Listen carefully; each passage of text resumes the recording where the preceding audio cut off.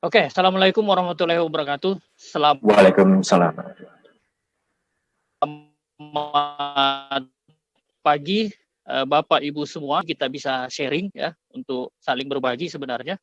Kebetulan salah satu ongoing project saya itu Petrology, Geochemistry, and Geochronology of Mesozoic Paremba Sandstone, South Arm of Sulawesi, Implication on Tectonic Evolution and Hydrocarbon Potential. Sebelumnya tentu saja masih dalam rangka bulan Syawal, saya ingin mengucapkan minal aidin wal faizin, mohon maaf lahir dan batin kepada Bapak Ibu semua. Semoga kita selalu diberi kesehatan ya, terutama untuk melalui masa pandemi ini, sampai dengan pandemi ini hilang dari muka bumi ini. Amin. Ya, perkenalkan, nama saya Adi Maulana, saya dari Universitas Hasanuddin. Ini merupakan pekerjaan kolaborasi antara Universitas Hasanuddin, kemudian SKK Migas, dan juga Pertamina Exploration and Production (AP). Kemudian saya akan membawakan materi on behalf grup di Universitas Hasanuddin. Ada Pak Asri, ada Bu Ulfa, dan juga Ibu Mutia Farida. Oke, saya langsung saja. Adapun yang akan saya sedikit sharing hari ini ya, saya mungkin akan mulai dengan introduction. Tadi Pak Ruli sudah sangat secara umum ya sudah menggambarkan bagaimana sih Pulau Sulawesi itu. Ya, kami juga yang di Pulau Sulawesi sampai sekarang merasa bahwa apa yang kami lakukan, walaupun hampir setiap semester mahasiswa-mahasiswa geologi Unhas itu salah satu kewajibannya sebelum mengambil tugas akhir adalah mapping. Jadi kita sudah hampir 80% mapping di Pulau Sulawesi dengan skala 1:25.000, tapi sampai sekarang masih terus banyak sekali fenomena-fenomena alam yang sangat menarik dan itu tidak akan habis-habis untuk kemudian kita jadikan sebagai topik kajian, terutama mengenai masalah geologi. Saya juga akan menyinggung sedikit tectonic setting. Tentu saja rekan-rekan di sini sudah banyak mengetahui kenapa sih Pulau Sulawesi itu sampai menyerupai huruf K ya, yang membuat begitu banyak ilmuwan-ilmuwan atau geologis asing yang datang ke Sulawesi untuk kemudian melakukan penelitian. Kemudian very brief on geology of Sulawesi ya. Kemudian objektif dari ongoing project yang sekarang sedang kami kerjakan ya. Kemudian metode-metode, kemudian regional geology, hasil-hasil, dan sedikit conclusion. Oke, ini adalah semua sudah tahu ini dari Robert Hall. Saya mengambilnya dari Robert Hall 2011 ini. Sulawesi sering diistilahkan dengan what sort of triple junction ya, sebagai tempat di mana ada 3 lempeng besar ya yang kemudian berinteraksi satu sama lain. Seperti kita ketahui bersama, kita punya lempeng Pasifik yang bergerak relatif dari arah timur menuju ke arah barat. Kemudian kita juga punya Eurasian Plate yang relatively moving dari arah utara menuju ke arah selatan. Kita juga punya Indo-Australian Plate yang seperti kita lihat bersama di slide ini ya, bergerak relatif dari arah selatan menuju ke utara. Kita juga sebenarnya punya lempeng Laut Filipina di sini ya. Nah, interaksi dari ketiga lempeng ini kemudian dimanifestasikan dalam bentuk Pulau Sulawesi yang menyerupai huruf K ya, dan tentu saja secara tektonik merupakan salah satu pulau yang sangat aktif di Indonesia. Kita tahu ada Palu Koro ya, kemudian ada beberapa patahan-patahan ya yang sampai sekarang memberikan sinyal yang cukup aktif. Kemudian juga kita mempunyai beberapa blok-blok ya atau kompleks tektonik kompleks, baik di lengan selatan sampai dengan lengan utara, kemudian di tenggara dan lain sebagainya. Nah, manifestasi dari pertemuan ya, interaksi dari ketiga lempeng ini tentu saja memberikan banyak informasi ya, terutama bagi kita ya yang bergerak dalam bidang ilmu kebumian. Entah itu dari sumber daya alam, keberadaan sumber daya alam. Nanti Pak Arifuddin akan banyak bercerita tentang emasnya di sini ya, logam-logam. Kemudian juga masalah kebencanaan, mengenai masalah tsunami, kemudian masalah tanah longsor, kemudian gempa bumi dan lain-lain sebagainya. Kemudian juga saat ini akibat adanya interaksi-interaksi lempeng tersebut, kita juga Pulau Sulawesi dianugerahi East Sulawesi Ophiolite ya, salah satu bagian ophiolite yang kemudian tersingkap di atas bumi ini ya, yang kaya sekali akan bukan hanya nikel tetapi juga critical raw material yang saat ini menjadi primadona ya, dengan adanya smelter ya dan lain sebagainya yang ada di sana. Nah, inilah yang membuat kemudian Pulau Sulawesi sangat-sangat menurut saya sangat seksi, sangat-sangat atraktif ya, yang jika kita kemudian mencoba untuk mempelajarinya akan banyak hal yang kemudian kita bisa ungkap, terutama bagaimana evolusi tektonik di Indonesia bagian timur. Ya, ini hanya sekedar gambaran saja. Ini saya ambil dari Hall and Sevas Janova ya. Ini memperlihatkan bagaimana evolusi tektonik Pulau Sulawesi dari Miocene ya sampai dengan sekarang ya. Kalau kita lihat begitu banyak sebenarnya model-model yang sudah diajukan ya. Kebetulan saya juga tergabung dalam satu konsorsium penelitian tentang Southeast Asia yang dikepalai oleh Profesor Sun Lin Chung yang ada di National Taiwan University. Grup kami juga lagi membuat evolusi tektonik yang relatifly cukup berbeda dengan apa yang diajukan oleh Hall ya, tetapi tentu saja masih dalam rangka pengumpulan data-data ya, dan kita harapkan mungkin tahun depan kita sudah bisa untuk membuat semacam komparasi model ya yang diajukan oleh Hall dan kawan-kawan. Yang ingin saya jelaskan dalam konteks pembicaraan hari ini adalah bahwa kalau dilihat lengan-lengan Pulau Sulawesi ya itu berasal dari origin yang berbeda satu sama lain, dan tentu saja berbicara ruang dan waktu. Nah, ini kita berbicara mungkin Kenozoik ya. Kita belum berbicara tentang Pre-Tertiary, Mesozoik dan sebagainya. Nah, ada banyak hal yang kemudian belum terungkap sehingga untuk model-model ini kita masih bisa mengatakan ini adalah model-model yang tentatif sampai kemudian data-data yang kemudian kita kumpulkan ya itu cukup untuk kemudian membuat model-model yang lebih up to date. Ini present tectonic setting of Indonesia ya, kalau kita lihat di sini ya, lengan Tenggara Pulau Sulawesi kita lihat di sini originnya itu lebih ke arah Australian Plate ya, kemudian lengan timur ya sampai kemudian lengan utara Pulau Sulawesi, sementara kita punya lengan barat dan lengan selatan Pulau Sulawesi yang mempunyai afinitas lebih ke arah geologi dari Eurasian Plate. Nah, inilah yang kemudian dari kelompok studi atau kelompok keahlian di Universitas Hasanuddin mencoba untuk kemudian mengurai satu persatu ya, apakah proses tektonik yang kemudian bertanggung jawab terhadap konfigurasi kondisi Pulau Sulawesi yang ada sekarang ini ya, bagaimanakah prosesnya, kemudian juga tentu saja yang paling penting adalah kita mengumpulkan data, karena interpretasi tentu saja akan banyak hal yang kemudian mempengaruhinya. Oke, ini hanya gambaran saja sebelum saya masuk di penelitian saya tentang Mesozoik Marimba Sandstone yang ada di Kompleks Bantimala. Hanya sekedar ingin menggambarkan bahwa kalau kita melihat geologi profile ya dari penampang ini ya, kita lihat di sini memang Pulau Sulawesi merupakan banyak sekali disusun oleh imbrikasi-imbrikasi ya, tumpukan-tumpukan dan juga beberapa paleo subduction dan lain sebagainya ya. Dan tentu saja ketika kita berbicara Sulawesi, kita harus berbicara menempatkan Pulau Sulawesi dalam kerangka ruang dan waktu. Kenapa? Karena begitu kompleks ya batuan-batuan yang ada di sana, sehingga ketika kita mengetahui umur ya, kemudian kita bisa melakukan semacam rekonstruksi. Nah, inilah yang kemudian kita coba lakukan. Kita mencoba untuk mengumpulkan umur dari setiap batuan-batuan yang ada di Pulau Sulawesi untuk kemudian kita coba rekonstruksi.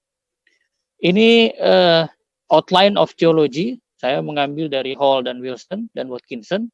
sebenarnya ada beberapa hal yang perlu direvisi di sini, tetapi overall saya kira ini masih representatif ya. Kita tahu bahwa kita bisa membagi Pulau Sulawesi menjadi simply 4 tektonik provinsi ya. Yang pertama West Sulawesi, Plutono-vulkanik ya. Walaupun saya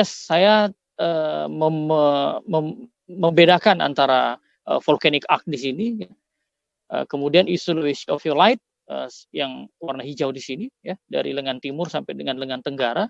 Kita tahu di sini salah satu fokus dari industri logam, terutama critical raw material yang ada di Indonesia, dan kami juga punya beberapa proyek di sini ya, yang sementara ongoing juga, tentu saja berbasis mapping di sini.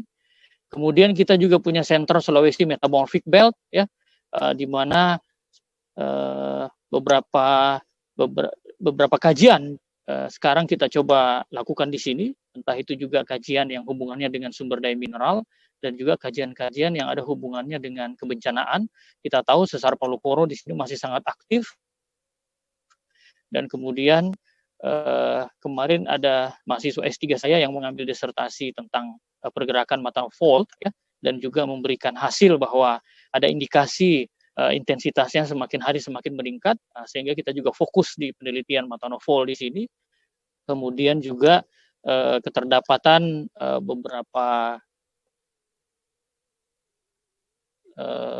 jenis-jenis unsur tanah jarang atau logam tanah jarang. Publikasi saya tahun 2016 itu menemukan ada potensi skandium ya, di daerah, terutama di daerah Sorowako, kemudian mengarah ke daerah Isam. Kemudian kita punya microcontinent, which is very interesting actually ya. Kenapa? Karena Bang Gesula dan tukang besi ya, beberapa penelitian terakhir mengindikasikan ya bahwa memang mereka tidak berasal dari satu sumber ya. Banyak yang mengatakan dia berasal dari Northern Australia, kemudian banyak juga yang mengatakan bahwa dia berasal dari heartbird ya, kepala burung ya, sehingga ini cukup menarik untuk kemudian dikaji lebih dalam lagi. Saya sementara lagi menulis paper tentang granitic rock yang ada di Kepulauan Jampea ya, itu pulau yang berada di antara Pulau Sulawesi dengan Laut Flores, dan untuk data awalnya very surprising ya. Kenapa? Karena kita tidak banyak menemukan alkalin rock yang ada di Pulau Sulawesi, tetapi ternyata granitoid yang ada di Pulau Jampea yang notabene bervisa dari mainland Pulau Sulawesi ini mengindikasikan very high alkaline granitoid rock ya, which is very different from other granitoid rock from mainland of Sulawesi. Nah, ini tentu saja ke depannya akan sangat menarik implikasinya ya, belum lagi implikasinya terhadap tektonik Sulawesi dan juga implikasinya terhadap cekungan-cekungan hidrokarbon. Kita tahu bahwa di selatan Pulau Sulawesi sendiri ya, itu ada seri vulkanik dan plutonic rock yang berumur sangat berbeda dengan yang ada di bagian tengah dan bagian barat ya.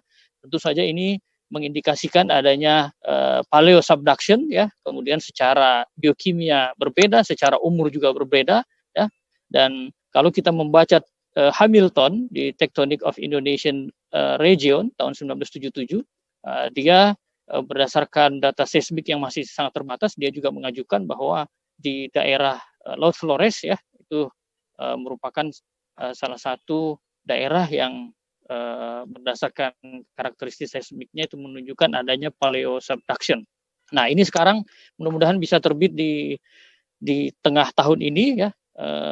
Bagaimana kita ingin mencoba untuk mengkarakterisasi batuan-batuan vulkanik dan juga batuan-batuan plutonic rock yang ada di sini untuk kemudian mencoba untuk merekonstruksi.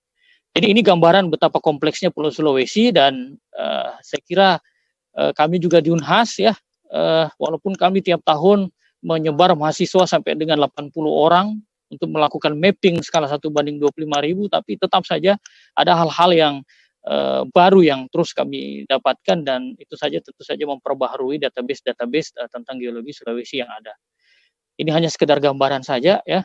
Nah, ini saya ingin sedikit menjelaskan tentang Central Indonesian Collision Complex. Ini sebenarnya yang melatar belakangi kenapa kemudian kami mencoba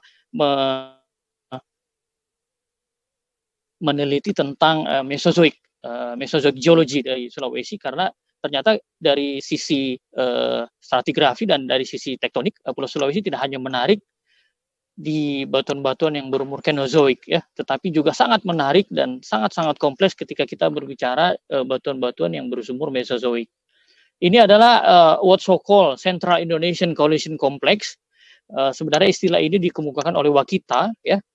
Dia ingin menjelaskan tentang di bagian tengah Indonesia ya, itu dijumpai beberapa kompleks ya yang yang terdiri dari batuan-batuan metamorfik yang mengandung high pressure ya, atau batuan-batuan yang bertekanan tinggi. Baru kompleks, kemudian Bantimala kompleks, kemudian ada Meratus kompleks, Jiwo Hill, Lok Ulo kompleks, Ciletuh kompleks ya, dan Pompayo kompleks. Nah, pada awalnya mereka menganggap bahwa ini merupakan satu kesatuan ya, Central Indonesian Collision Complex pada Mesozoik. Kemudian akibat adanya proses geodinamik yang terus berlanjut, mereka kemudian dispersal ya, atau terpecah satu sama lain. Tetapi semakin ke sini dengan advance-nya beberapa tools penelitian, terutama zircon UPB dating, kemudian trace element, kemudian REE ya, kemudian isotop, kita dapati bahwa tidak semua collision kompleks yang ada di bagian tengah Indonesia ini mempunyai karakteristik yang sama.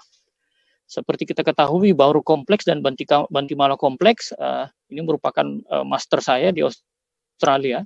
Saya memberikan karakteristik bahwa batuan-batuan yang ada di Bauru kompleks dengan Bantimala kompleks itu sangat berbeda, walaupun hanya terpisah kurang lebih sekitar 40 km. Nah, ini merupakan beberapa informasi-informasi baru yang kemudian kita coba untuk kaji ya. Kemudian ya tentu saja seperti yang saya katakan tadi, bahwa Central Indonesian Collision Complex ya, dari Wakita 2000 ya, ini kemudian memberikan gambaran ya tentang bagaimana tektonostratigrafinya ya. Kalau kita melihat di Kalimantan terus ya, kita lihat susunan sampai dengan Mesozoik. Ada kemiripan ya, tapi juga ada beberapa perbedaan yang signifikan. Nah, perbedaan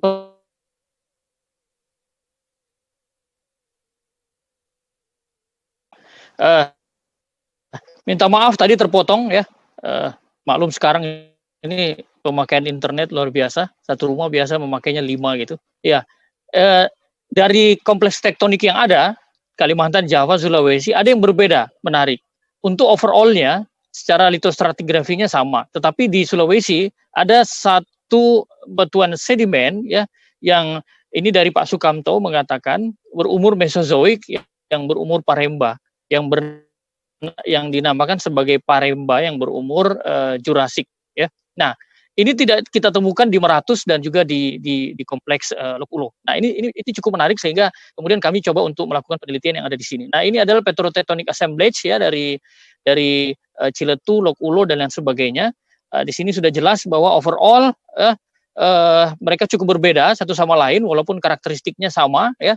Tetapi di beberapa tempat, terutama kehadiran dari yang namanya high pressure metamorphic rock, kita tahu eclogite, kemudian ada Lokovan skis ya, skis biru dan lain sebagainya, bahkan juga beberapa data dari radiolaria ya. Kemudian saya sering berkomunikasi dengan Pak Munasri ya dari mungkin Pusat Survei Geologi, saya lupa juga. Nah, ini dia juga mengatakan bahwa ada yang menarik dalam konteks umur dari radiolaria, karena masing-masing kompleks ternyata berbeda. Nah, ini mencerminkan atau ini menggambarkan, mengilustrasikan bahwa memang Central Indonesian Collision Complex itu sendiri memang sangat berbeda satu sama lain. Nah, kemudian kami fokus dengan Jurassic Paremba Sandstone ya, untuk kemudian mencoba mengungkap ya asal dari Jurassic Paremba Sandstone ini, dan kemudian kenapa sampai kemudian dia terimplikasi di dalam kompleks Bantimala ya, namun dia tidak termetamorfisme secara kuat seperti itu. Nah, ini merupakan kami punya grup namanya ya, Geology of Sulawesi, yang kemudian concern di natural resources dan juga di natural disaster. Ini yang telah kami lakukan, petrologi, geochemistry, ada beberapa publikasi yang telah kami publis di sini ya, sebagai roadmap ya yang ada. Nah, kami selama ini hanya bermain di katakanlah batuan-batuan metamorf, kemudian batuan beku dan lain sebagainya. Nah, sehingga menurut kami juga akan sangat-sangat menarik ketika kemudian batu pasir Paremba yang notabene merupakan batuan sedimen ya, ini kemudian kita coba untuk ungkap ya, dan tentu saja nanti ada tektonik implikasi dan juga kita mencoba kemarin bekerja sama dengan Pertamina dan SKK Migas, kita coba untuk lihat bagaimana sih potensi hidrokarbonnya ke depan seperti itu. Adapun tujuan yang kita lakukan ya, kita ingin mengumpulkan data, kemudian ingin membuat semacam measuring section yang detail di Paremba Sandstone ini ya. Kemudian kita membuat semacam kolom stratigrafi, kemudian fieldwork ya. Ini hanya sekedar gambaran saja. Ini adalah peta yang kemudian dibuat oleh Pak Sukamto 1986. Dari peta inilah kemudian kita mulai ya untuk melihat bagaimana sih penyebaran dari yang dikatakan sebagai batu pasir Paremba. Kita lihat bahwa batu pasir Paremba itu betul-betul hadir sebagai tectonic slice ya dalam kompleks Bantimala ya. Ada 3 lokasi yang kemudian menurut kami adalah lokasi yang cukup representatif untuk dilakukan measuring section, detail measuring section. Di bagian utara sendiri disebut dengan Paremba River, di bagian tengah Cempaka River, dan juga ada Bontorio River. Nah, ini Wakita et al. Melaporkan secara umum ya, walaupun dia tidak sangat detail tentang litostratigrafi Paremba Sandstone Jurassic ya, berumur Jurassic. Kemudian ini kartun yang dipropos oleh Wakita ya dan teman-teman. Dia menganggap bahwa Paremba Sandstone itu merupakan batuan-batuan sedimen yang menumpang di atas mikrokontinen ketika Gondwana dispersal ya, sekitar Mesozoik ya, kemudian sampai di Bantimala kompleks ya di ini, tapi dia tidak secara gamblang menjelaskan bagaimana sebenarnya proses ya, origin dan lain sebagainya. Nah, ini adalah tahapan-tahapan analytical method. Kita melakukan geological mapping secara detail, kemudian measuring section, spot sampling, kemudian di laboratorium kita melakukan biostratigrafi, kemudian petrografi, kemudian kita melakukan umur, potasium argon, dan juga uranium lead, ya. Kemudian ICP-MS dan XRF, ya. Nah, ini beberapa informasi tentang metodologi yang kita lakukan. Kita mengumpulkan sampel kurang lebih sekitar 100 sampel ya. Kemudian kita lakukan detail petrografi analisis, kemudian UPB zircon dating, kemudian potasium argon dan sebagainya. Ini adalah gambaran dari kondisi geological mapping yang ada di Bantimala ya, di mana tersingkapnya Paremba Sandstone. Kemudian kita melakukan measuring section detail ya. Ini hanya sekedar gambaran saja. Kemudian di lab paleontologi lab, kemudian di petrographic lab. Kemudian kita melakukan penelitian foraminifera, nanoplankton, kemudian ada palinologi, kemudian semuanya kita lakukan di Universitas Hasanuddin ya. Kemudian kita bekerja sama dengan Geochemistry Lab di National Taiwan University untuk melakukan major element ya, XRF. Kemudian untuk trace element dan RII-nya ya, kita menggunakan ICP-MS. Kemudian kita mengirimkan beberapa sampel ya, terutama zircon sampel. Kemudian ya tentu saja kita ingin mendapatkan absolute date, umur absolut ya dengan menggunakan uranium lead seperti ini. Saya langsung saja, ini studi area lintasan 1, lintasan 2, kemudian lintasan 3. Nah, apa yang kita dapatkan di sana ya? Ini adalah gambaran dari lintasan Batu Malapia atau lintasan Sungai Paremba, namanya sekarang menjadi Sungai Paremba. Kita melakukan measuring section kurang lebih 3.000 meter, 3 kilo ya. Kemudian di lintasan Cepaga di bagian tengah ini kita melakukan measuring section kurang lebih hampir 900 meter. Kemudian di lintasan bagian selatan kita melakukan measuring section detail sekitar 1.000 meter lebih. Nah, ini kenampakan di lintasan Batu Putih ya, ini kemudian di lintasan Cepaga dan ini di lintasan Bontorio. Ini adalah gambaran dari aktivitas yang kita lakukan untuk mengambil detail kurang lebih sekitar 12 hari di lapangan untuk menyelesaikan detail measuring section yang ada di sini ya. Kemudian ini gambaran saja secara morfologi ya. Batu Malapi section bagian utara, kemudian ini Cepaga section, ini ultramafic rock, kemudian ini adalah di bagian tengah di sini adalah metamorphic rock, kemudian melange, kemudian di bagian bawah di sini kemudian tersingkap batu pasir Paremba. Ini Bontorio section. Ini adalah peta geological map yang kemudian kita hasilkan dari mapping detail ya. Ada beberapa hal yang ditambahkan dari peta Pak Sukamto tentang penyebarannya, dan ini adalah penampang geologinya. Kemudian ini adalah rekonstruksi geologi struktur ya yang kami lakukan terutama di lintasan Bantimala.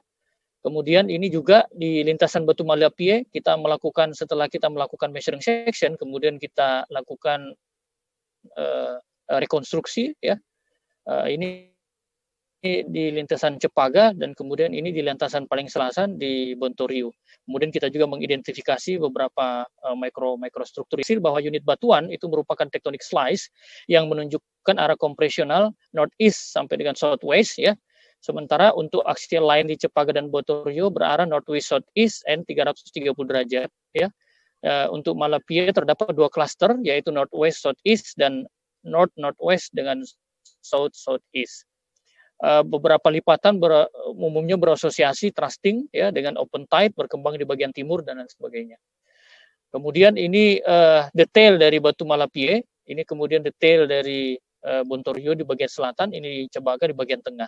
Ini adalah gambaran dari mapping yang telah kita lakukan. Ini di section Batu Malapie yang paling utara ya. Kita beberapa sampel kemudian kita kumpulkan di sini ya. Ini adalah keterangan-keterangan sampel, peruntukan sampel petrografi, kemudian foraminifera, kemudian ada untuk potasium argon, dan kemudian juga ada untuk uranium lead ya, kemudian untuk geokimia dan lain sebagainya. Ini adalah rekonstruksi yang kami lakukan. Kemudian ini adalah untuk section di bagian tengah, kami juga mengumpulkan beberapa sampel di sini ya untuk dilakukan analisis. Kemudian kita lakukan juga rekonstruksi dari penampang di sini. Kemudian ini adalah untuk section di Sungai Bontorio di bagian paling selatan. Sama kami juga melakukan detail measuring section yang ada di sini sepanjang kurang lebih 1 km. Nah, ini adalah penampang stratigrafi terukur yang dihasilkan oleh setiap section. Dari sini kita bisa melihat bagaimana variasi litologi dan kemudian juga stacking pola-pola pengendapan atau stacking pattern yang diperlihatkan oleh batuan-batuan di sana. Kemudian ini juga dengan mudah dari penampang stratigrafi ini kemudian kita juga dengan mudah menginterpretasi ya pada bagian mana ya. Kemudian adanya perselingan dan lain sebagainya. Dari sini kemudian kita juga mendapatkan banyak informasi terutama tentang bagaimana kondisi dari Paremba Sandstone unit itu. Apakah dia beragam ataukah dia mungkin bervariasi, dan juga apakah kita bisa membagi dia berdasarkan variasi-variasi yang ada. Ini penampang stratigrafi terukur dari Sungai Cepaga di bagian tengah ya. Seperti kita ketahui bersama, kita lihat bersama di sini ya. Ada beberapa kibet yang kita bisa jadikan semacam guide ya untuk kemudian membagi Paremba Sandstone menjadi beberapa unit. Kemudian ini adalah penampang stratigrafi terukur dari Sungai Bontorio ya. Kelihatan di sini juga ada beberapa kesamaan dengan section-section yang lainnya, tapi ada juga beberapa perbedaan. Ini gambaran umum saja secara permukaan ya. Kemudian ini Cepaga section, ini Bontorio section. Nah, ini kemudian kita sampel yang ada di sini di Sungai Sandstone Classification secara detail ya. Pasir Malapie itu juga cenderung didominasi oleh arkos. Kemudian di Cepaga sendiri ada lithic wake, kemudian di Bontorio ya lithic wake ya. Nah, kemudian dari biostratigrafi ya kita juga melakukan pengamatan secara detail ya. Nah, ada beberapa fosil-fosil ya, terutama foraminifera ya. Kemudian ada juga planktonic foraminifera yang menunjukkan umur early Cretaceous. Kemudian di Cepaga section juga kita banyak menemukan karakteristik-karakteristik fosil yang cukup memberikan informasi tentang umur ya. Kemudian di Botorio section juga gambarannya seperti ini ya. Kemudian nanofosil ya, kita lakukan penelitian nanofosil ya.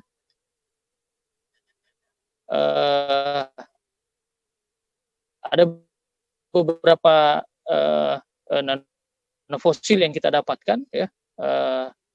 Ini di Sungai Cepaga. Kemudian dari geokimia unsur major ya, kita mencoba untuk melakukan diskriminasi di sini ya. Kemudian dari Harker diagram juga kita coba untuk analisis lebih lanjut, dan kemudian diagram, kemudian begitu juga red element, kemudian tectonic discrimination. Nah, kemudian di sini kita bisa menjadi ada dua kelompok besar. Kalau kita lihat di sini, nanti kemudian karakteristik geokimia ini kemudian kita komparasi dengan data detrical zircon yang kita dapatkan. Kita menganalisis 4 sampel ya, dan kemudian mencoba mengekstraksi zircon yang terkandung di dalam sampel batu pasir tersebut.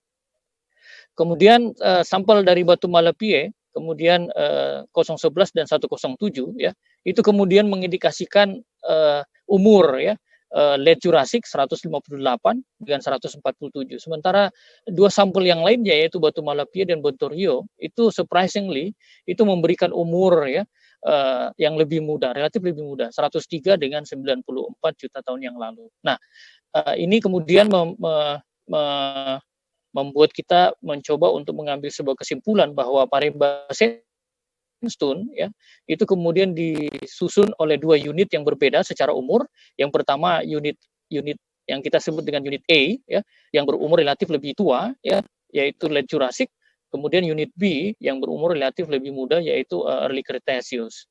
Nah, ini gambaran saja diagram penentuan umur ya, yang Concordia diagram dari uranium lead dating. Ini unit A, seperti kita lihat bersama ya, bahwa dia mempunyai peak di relatively antara 165 ke atas ya, 150 dan 160. Kemudian unit A ini dari Concordia diagramnya kita bisa lihat ya. Kemudian kita lihat kemudian di dalam penampang stratigrafi terukurnya ini adalah lokasi pengambilan sampel dari BML 011 yang menunjukkan umur relatif lebih tua tadi. Kemudian ini BML 107 tetap masih di unit A ya. Nah, ini juga sampel di mana kita mengambil batu pasir yang kemudian diekstraksi zirkonnya. Kemudian unit B ya, ini yang relatif lebih muda. Nah, kita lihat di sini ya, ini adalah lokasi pengambilan sampel yang relatif lebih muda. Kemudian unit B yang lainnya BTR 20027 ini juga lokasi di mana kita mengambil sampel untuk dilakukan analisis zirkon. Nah, ini menarik secara petrografi, kemudian kita coba buktikan ke 4 sampel tersebut ya. Di sini kelihatan bahwa untuk unit A itu disusun oleh arkos, batu-batuan yang arkos, sementara untuk yang unit B itu didominasi oleh material-material yang lithic wake, dan menariknya di sini mempunyai penyebaran atau keterdapatan mineral-mineral yang di mana kalsit mendominasi ya. Nah, kemudian kita lihat dari data geokimia, itu kelihatan bahwa kalau dilihat yang unit B ya, itu mempunyai komposisi kalsium atau Ca ya, itu lebih dari 15 weight %, sementara untuk unit E yang notabene lebih tua ya, itu mempunyai kandungan kalsium relatif very low ya, itu hanya berkisar antara 1 sampai dengan 3,7 weight %. Nah, ini kemudian mengindikasikan bahwa unit Paribas Sensun itu sendiri at least ya paling tidak disusun oleh 2 unit yang berbeda satu sama lain. Nah, tentu saja implikasinya ini akan sangat luas. Itulah kemudian kita mencoba untuk terus melakukan pengambilan data-data yang lebih detail lagi. Tetapi anyway untuk zircon comparison-nya kita lihat sendiri di sini ya.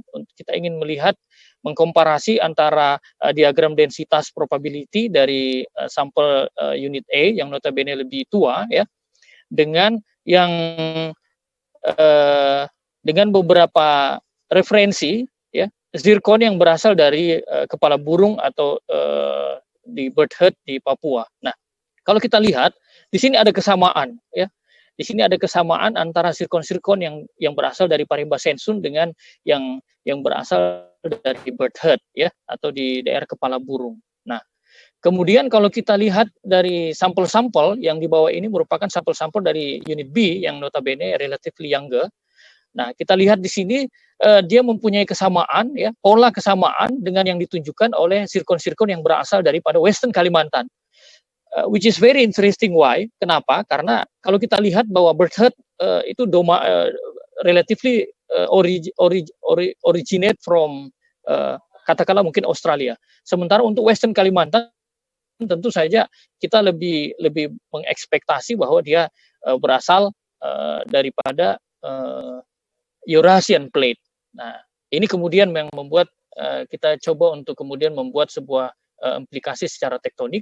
Ini kita kumpulkan beberapa informasi zircon ya dari Australia ya, kemudian dari bird herd di sini ya, kemudian dari Banggai Sula, dari Northwest Sulawesi. Tentu saja ini berasal dari referensi peneliti-peneliti yang sudah terpublikasi ya. Nah, dari Southeast Sulawesi juga ada beberapa data yang kita coba bandingkan di sini. Nah, kemudian dari Western Kalimantan kita punya Swaner Mountain yang ada di sini. Nah, lokasi. Nah, sehingga ketika kemudian kita coba untuk komparasi, seperti yang tadi saya jelaskan bahwa unit A itu relatif berasal dari Gondwana, dari Australia, ya. Sementara untuk dari unit B sendiri yang relatively younger itu berasal daripada Eurasian plate. Jadi ada dua hal yang berbeda. Nah, inilah yang kemudian membuat kita mencoba untuk membuat semacam interpretasi. Nah, dari sini kita membuat sebuah interpretasi bahwa sampel BML 011 dan BML 107 ya yang merupakan unit A ya, ini mempunyai kesamaan ya, terutama untuk populasi zirkon, Jurassic, Triassic dan Devonian ya. Sementara untuk sampel unit B yang relatively younger ya, itu dia kesamaannya justru pada early Cretaceous, kemudian Jurassic population-nya hilang ya, dan kemudian juga untuk zirkon-zirkon yang berumur lebih tua itu juga sangat-sangat jarang. Nah, sehingga dari karakteristik ini kita juga bisa melakukan analisis awal bahwa kemudian tentatif model kita kemudian coba untuk membuat tentatif model ini juga sementara kami susun papernya ya untuk kemudian mudah-mudahan akhir tahun bisa disubmit ya. Kami mengusulkan bahwa ada dua different sources ya dan juga tentu saja ada dua different origin. Unit A yang notabene lebih tua ya itu mungkin akan memberikan sedikit dari analisis struktur geologi yang kami lakukan ya itu banyak sekali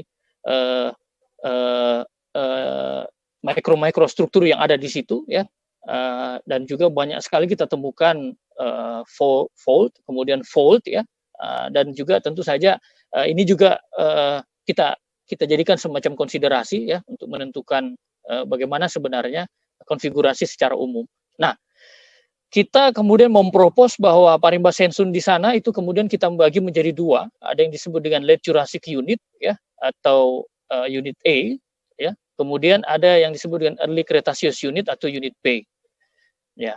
Nah, ini berdasarkan dari data zirkon dan kemudian ketika kita komparasi dengan petrografi dan juga geokimia dan confirm bahwa mereka berbeda satu sama lain. Nah, ada beberapa skenario ya, kemungkinan skenario ya, terutama untuk unit A ya. kita mengasumsikan bahwa unit E ini terbentuk di Jurassic seperti yang ditunjukkan oleh sirkon tadi, umur dari sirkon, dan unit E ini merepresentasikan dari adanya bagian dari microfragment atau microkontinen ya, yang kemudian lepas dari Gondwana ya, yang seperti yang dikemukakan oleh beberapa ahli sebelumnya. Nah, kemudian dalam perjalanannya ya menuju ke arah barat dari arah timur ya, unit E ini kemudian mendekati Sundaland ya, batas dari Sundaland margin ya, yang kemudian nanti bertemu subduction yang ada di Mesozoic subduction yang ada di Sundaland, di ujung tenggara Sundaland.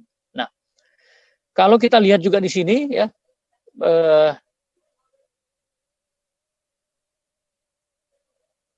yang B. Nah, ini adalah kesimpulannya saja ya, dari kemudian nanofosilnya juga kita coba simpulkan ya.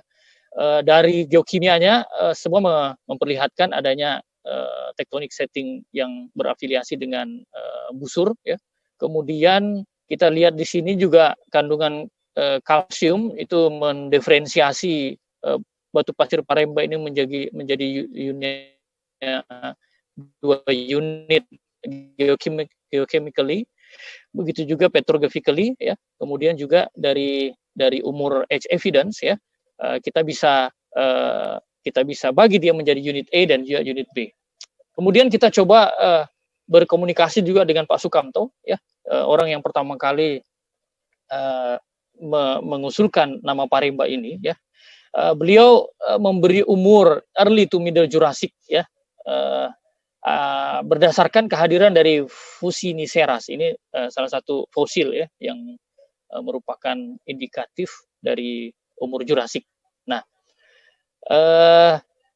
kalau dari data sirkon yang kami dapatkan ya, ternyata kita bisa bagi dia menjadi dua ya. Tadi saya sudah jelaskan. Nah, sehingga kita melihat bahwa mungkin Pak Sukamto dulu menemukan Fuciniceras ini di unit A yang ada di Paremba Sensun tersebut. Tentu saja ini sangat dimaklumi karena tahun 1980 ketika Pak Sukamto menemukan Paremba Sensun ini dan kemudian menamakannya dia, sirkon dating belum terlalu banyak dilakukan di Indonesia ya, bahkan mungkin di Asia. Nah, sehingga tentu saja hanya berdasar pada fosil yang ada. Nah, sehingga kesimpulan kami bahwa Paremba Sensun sendiri itu bukan merupakan sebuah unit yang single, tapi terdiri dari dua bagian ya. Walaupun juga ada beberapa kesamaan di litologi ya yang terbentuk di tektonik setting yang berbeda. Nah, beberapa penelitian dari peneliti sebelumnya itu selalu mengatakan bahwa Paremba Sensun merupakan bagian dari microkontinen yang lepas ya, yang terpisah daripada Gondwana Land. Tetapi kalau kita lihat daripada zircon population yang ada untuk unit A sendiri memang jelas menggambarkan Gondwana affinity ya, tetapi kalau untuk unit B-nya ya itu dia lebih menggambarkan populasi zircon yang terbentuk di Sundaland ya. Berarti dia lebih dari arah barat sumbernya. Nah, ya tentu saja ini kemudian kita coba bandingkan dengan data-data umur yang sudah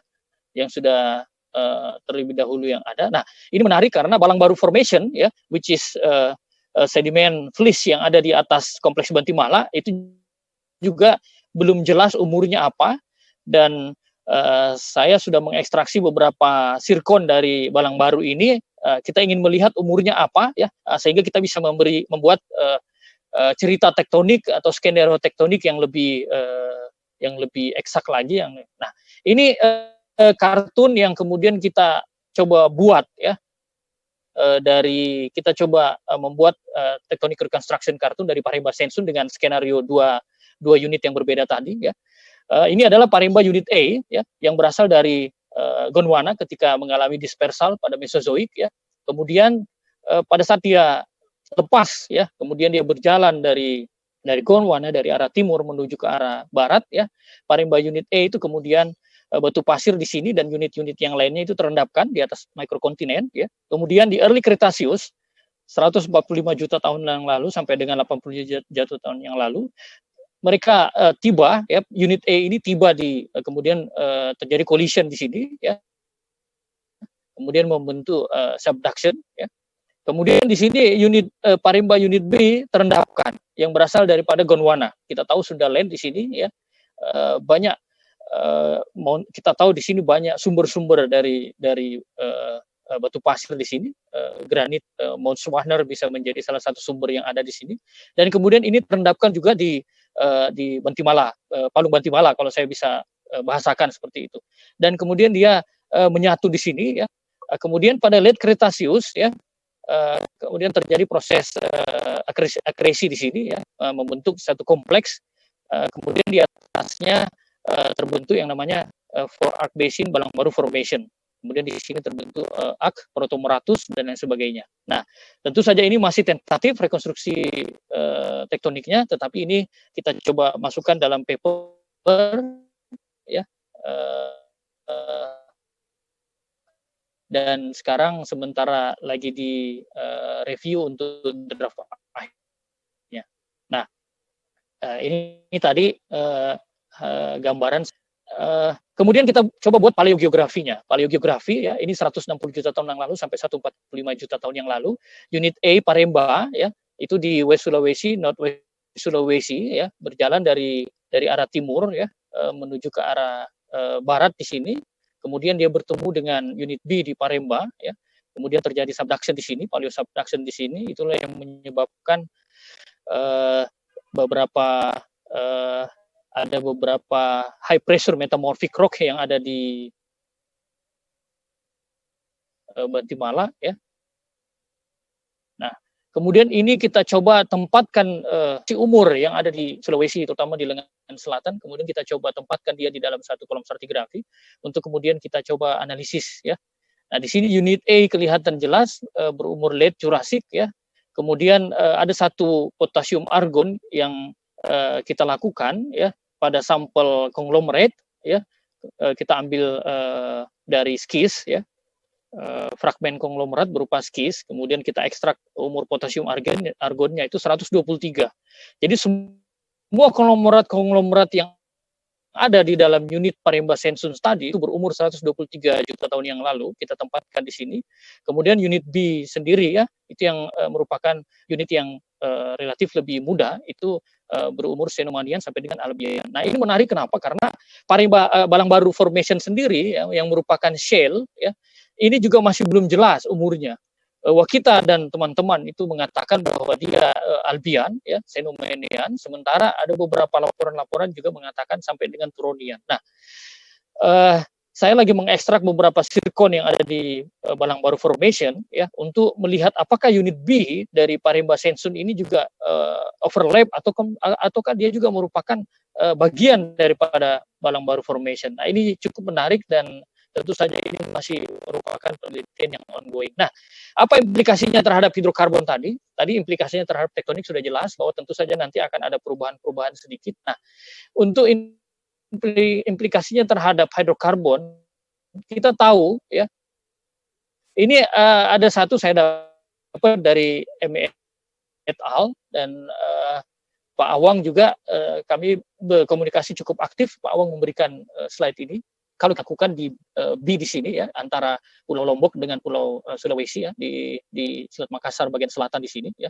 Nah, ini adalah seismik yang ada. Kemudian setelah dilakukan interpretasi, ya, kita lihat di sini ada Gondwana microcontinent yang di bagian bawah. Nah, pengeboran yang dilakukan itu umumnya hanya sampai di sini, ya, di batas antara pre-tertiary section. Nah, kita tahu bahwa ini adalah sedimen sebenarnya, pre-tertiary section sedimen. Nah, asumsi kami mengatakan bahwa kemungkinan besar, ya, Paremba Sensun ada di golongan atau ada di kelompok pra-tertiary section yang di bawah sini. Jadi kalau misalnya kita mencoba untuk terus mengebor sampai di bawah sini, tentu saja kita akan mendapatkan banyak sedimen-sedimen, ya, yang notabene walau alam kita nggak tahu apakah dia mempunyai banyak hidrokarbon. Nah, tapi kalau misalnya kita lihat di sini, ini adalah stratigrafi dan petroleum system dari Bonaparte Basin, Northwest South Australia, ya. Nah, kita tahu tadi unit A itu asalnya dari Australia, ya. Nah, kalau kita berasumsi, ya, pada zaman Mesozoik dia terbentuk bersama-sama dengan yang ada batu pasir yang ada di Northwest Shelf Australia. Kita lihat di sini di Australia, di Northwest Shelf Australia ada satu formasi yang disebut dengan Plover Formation. Ya, ini merupakan salah satu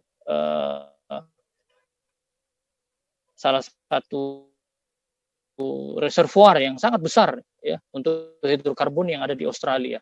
Untuk membandingkannya, tentu saja masih dibutuhkan penelitian dengan Marimba sandstone ya. Nah, kita lihat di sini ya. Kalau ini merupakan analog sedimen ya yang menutupi mikrokontinen ya, kita asumsikan saja bahwa ini merupakan analog ya,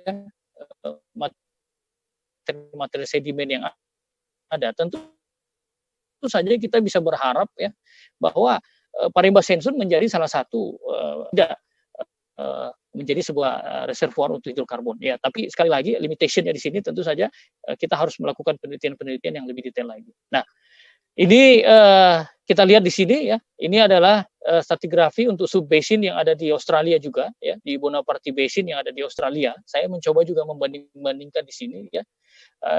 Di sini Cretaceous ya, ini unit B yang ada ya, tentu saja unit B sudah kita sudah nggak bisa lagi bandingkan karena berdasarkan data unit B itu berasal dari, kalau benar ya, itu berasal daripada Eurasia.